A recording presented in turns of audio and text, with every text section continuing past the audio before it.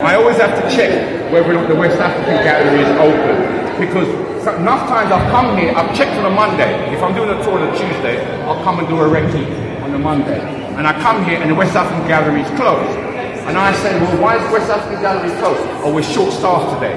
So why is it you only close that? You don't close the Roman gallery, the Greek gallery, the English this, but it's always the West African gallery that they close when they're short-staffed. So that's when man has to just, I don't want to be arrested today, so man has to just walk away.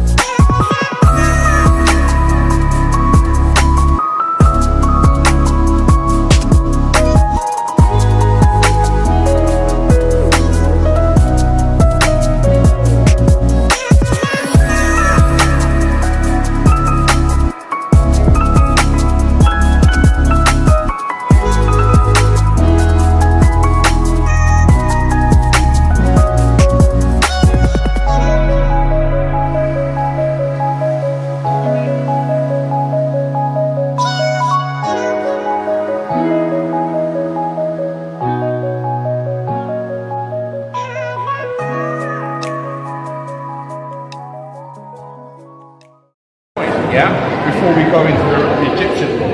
The British Museum is always changing stuff, yeah. So here they've got Emperor Hadrian up to when was about? Yeah, up to Christmas. No, not Christmas. Sorry. When I was here about May, June, for years they used to have Emperor Septimus Severus. Emperor Septimus Severus, who was an African emperor, Roman emperor, who actually ruled part of Britain when the Romans ruled Britain. And it's interesting that they replaced it with Hadrian, because one of Septimus's claims to fame was that he rebuilt Hadrian's Wall. Yeah, when he became emperor, it had already been built, but it had fallen into disrepair. So if you go to Hadrian's Wall today, you will see the refurbishments that Emperor Septimus Severus made to the wall. Yeah, I don't know if they're giving him credit, I haven't been there. But it's just like, they just took him away. No explanation, oh, this has been temporarily removed and you'll put it back. And what's interesting is, before it was just him. If you look around, you've got 1, 2, 3, 4 Roman emperors. So something's going on in the British Museum. Politics, it's reflected in what's something. So obviously, Septimus Severus was just too heavy for them. Yeah, no, there's too many questions. So can anyone ever ask me something like that to right. Have anyone Oh, I asked them. I mean, I asked at the information desk, and the information says, "Oh, we don't know that. We just know." Because I'm here today in the British Museum. Very, very happy to be here, seeing stuff from primary school for me, hieroglyphics. Yeah, it's just good to re-educate myself and to clarify some things that might be a bit cloudy. And what's interesting about Severus is he wrote a lot about his stay here and everything. He had African food brought. He ruled from Yorkshire, from York. York was the English capital back in them days, in time, ancient times. And he had African food imported to Britain, which tells you. What's interesting is this was later taken up by the Druids. Yeah, there's one of the names that the Druids, and these are Druids in Europe, and Druids particularly in Ireland. One of the names they were called, they were the priest caste.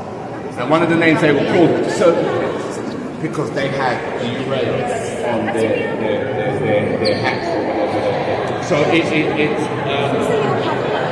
use as a spiritual symbol of divinity went beyond ancient Egypt, but it started today. You understand? And there's all kind of. Today I came for British Museum, so I see a lot of things about back story and regarding to Africa. So really I'm surprised. It's my first time to see this kind of stuff, so I'm gonna come again and to check everything in detail and to know more about the history of Egyptian and African related. So really I'm lucky to come here. So thank you for talking. Thank you again.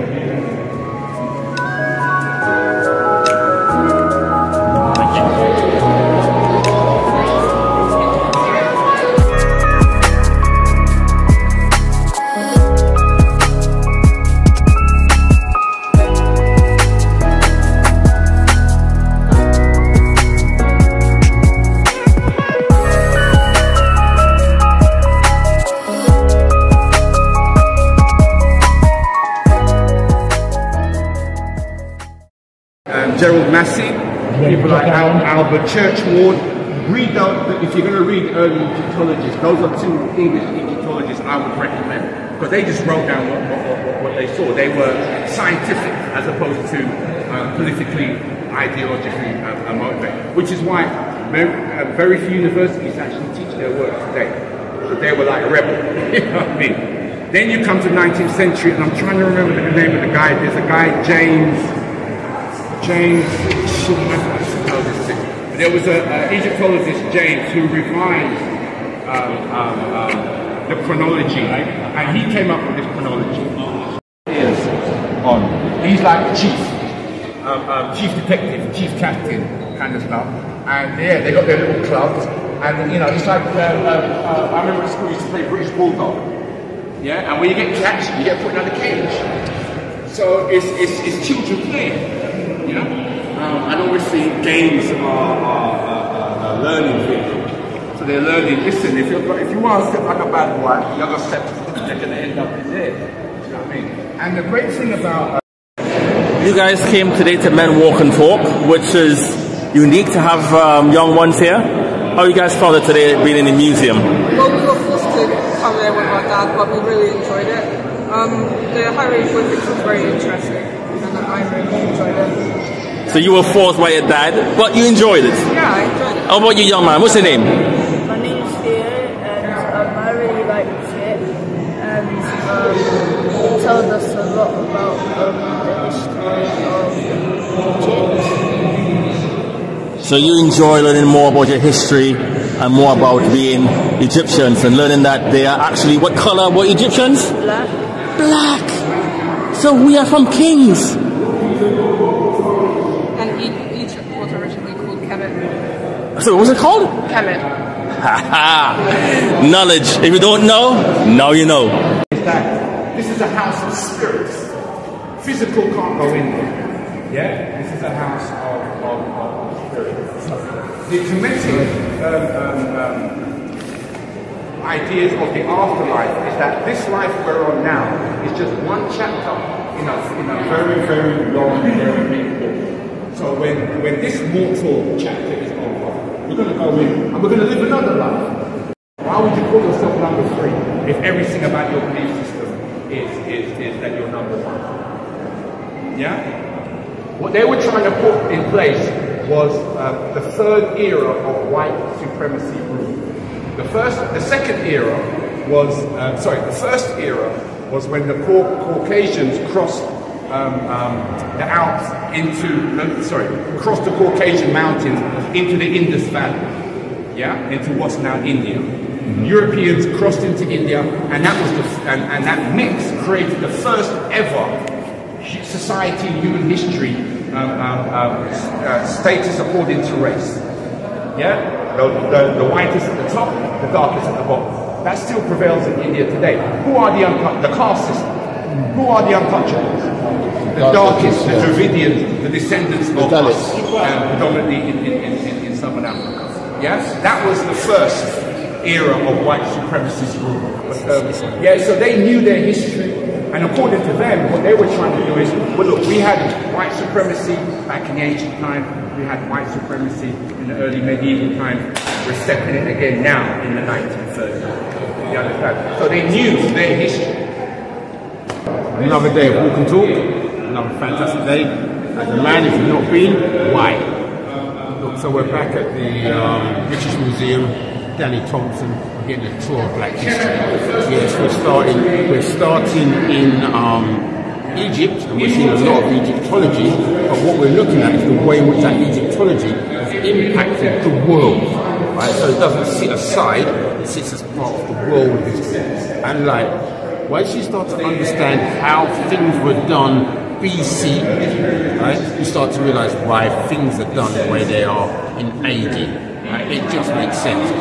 Absolute godsend to have people who have studied their history and are able now to teach it to us in the way we need it to be taught. But for us to be taught, we have to be willing to receive. So, find yourself a Danny Thompson or a like person. Where am I standing? I'm standing by the door. This is a full store, an Egyptian full store, which nobody can get through. Why? Because your physical body is not supposed to get through it. It's your spiritual body that goes through. It's like the portal. Now, if you believe that, that like takes a completely new understanding of who we are as this human experience. British Library, man. Oh, sorry, British Museum, Danny Thompson. Get yourself sorted out, and if you can't do it yourself, come to Men's Walk and Talk. We gotcha.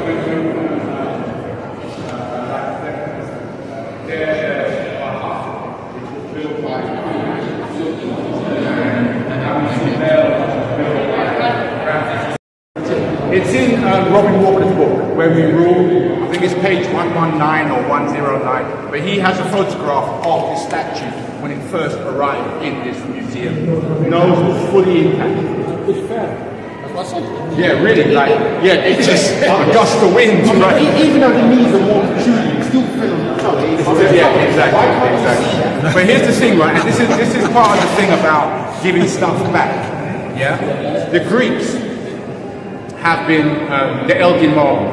They're the famous columns that were stolen from Greece by Lord Elgin, and he put his name on it and everything. The Greeks have been wanting that back for 30, 40 years, and the argument that the British, not just the museums, but the British government give to all these countries is that they are, Britain is better equipped to look after the stuff than these third world countries. Yeah? Because we've got these magnificent museums, we know to keep it the right temperature, we know the relativity.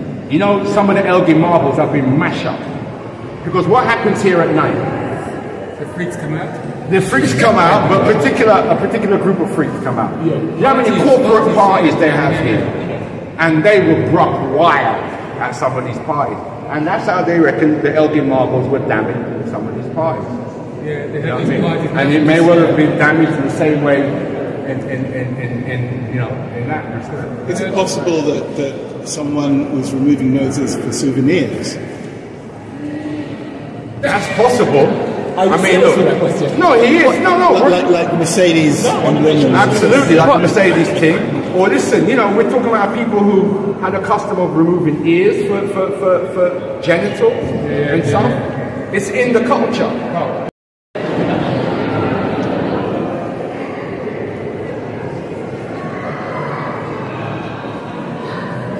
Well, here we are today, another men's walk and talk. Today is Sunday. You know, we're at the British Museum, and we have had a guide in here today, our man. Here I am standing between two of our great Egypt statues, Ramesses II. No, we have had a great lecture, and I've learned a lot of things that I've never known before, because I've been here before, but I've never been able to have a black man taking me around and telling us about us together. Now today's been a marvelous day, and I've learned so much, and other people have learned so much as well. Questions that I've never had answered have been answered today. So thank you to Men's Walk and Talk, thank you Chakka, thank you Yusuf. Well done. Today's tour is brilliant. It's fantastic. What Danny is teaching us is really, really important, and it's a shame that more of us are not here today. But I think the guys who are here today are going to really benefit from the important information that Danny's given us. This is a fantastic tour, and well done to the team for organising this. It's one of the best.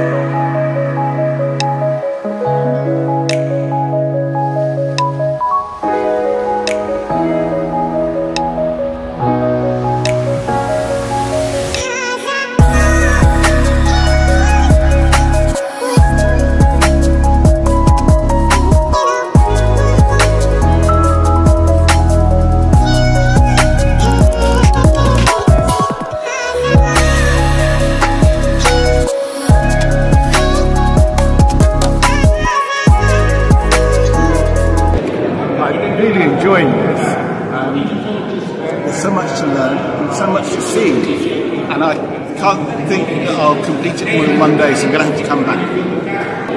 What are you learning? I'm learning about the presence of black Africans in Egypt, how influential they were in creating the nation, and how that history has been lost.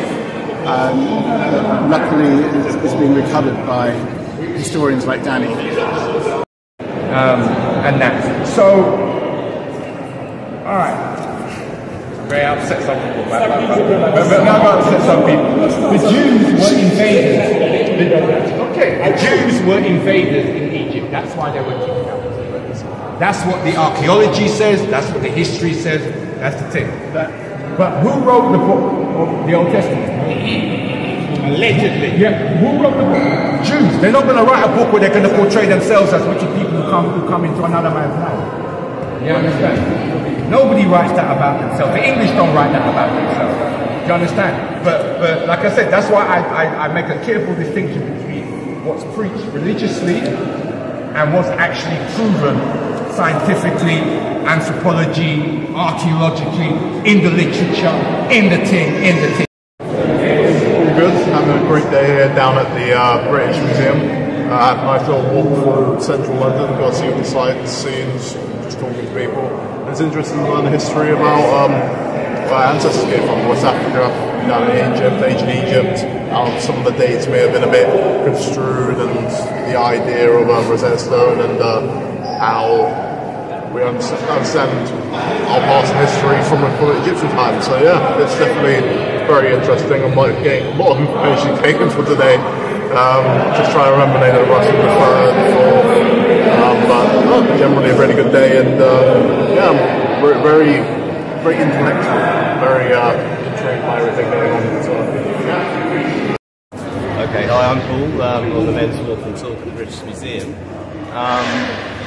Very eye-opening today about how history's been portrayed politically and how it's been rewritten in history. It's certainly what I knew about it. The biggest thing being the timeline about when certain events took place and how previous civilizations in Africa specifically were thousands of years before they said it was. Which makes complete sense when you think the victors rewrite history. But I would strongly urge anybody who comes to the British Museum to look beyond what's just on display here and look into question some of what's on display here. So yeah, I found that really informative.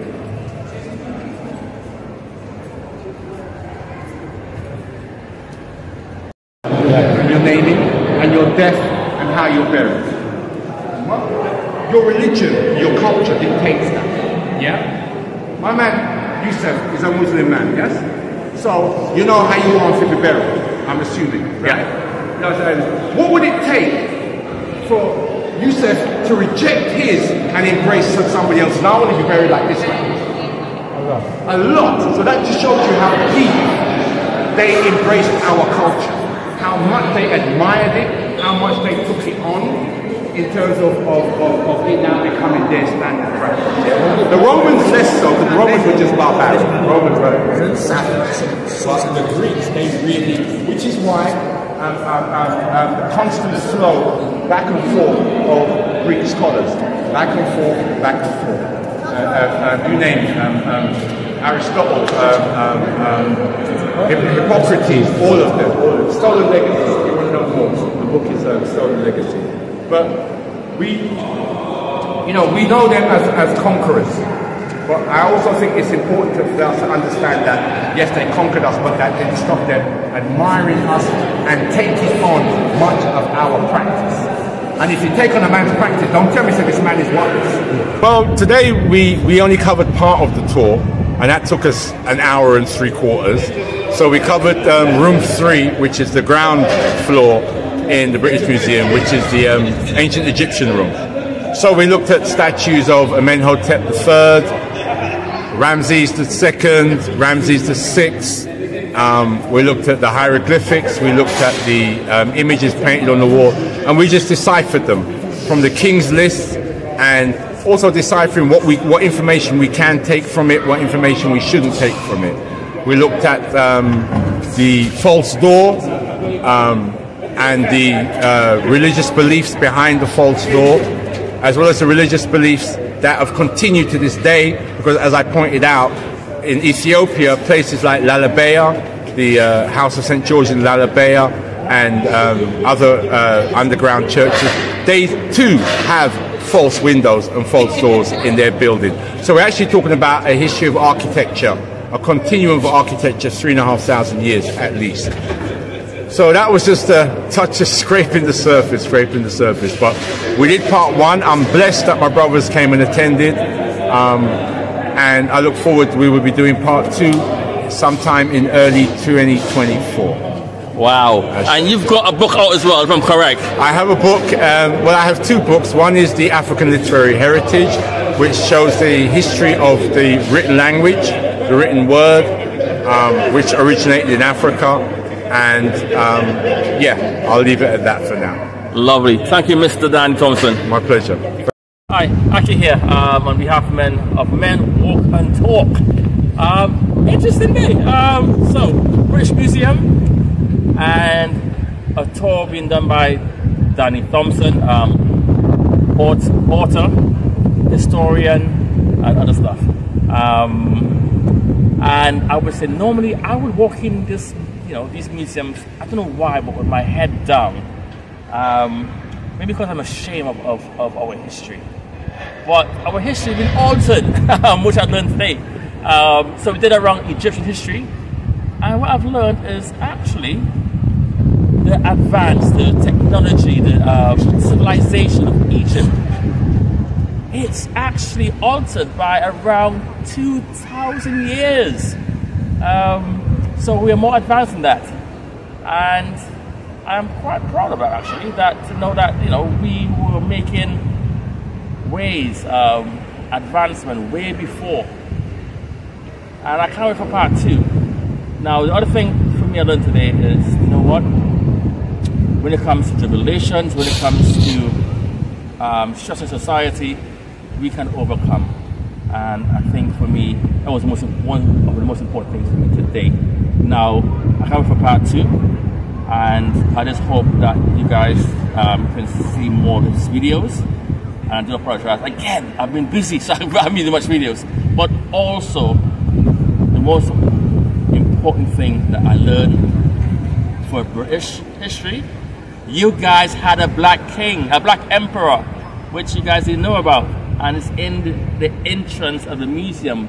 But since last Christmas, they've changed the name to Adrian. I don't know why.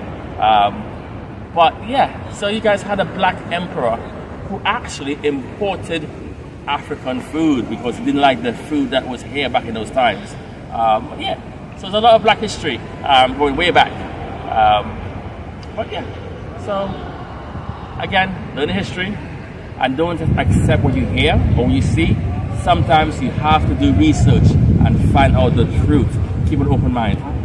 The Speaker's Corner today, and we walked up from Speaker's Corner all the way down here to the British Museum. The reason why we did that is because we wanted to see the new, the now, and step into this place which takes us back in time. And I have to say Danny did an excellent, a fantastic presentation around Egyptology. It blew my mind. The question I came out of thinking was, why I never knew why the Third Reich was called the Third Reich. It's amazing the answer behind that. So again, Men's Walk and Talk, it's about being vulnerable, and knowledge is power.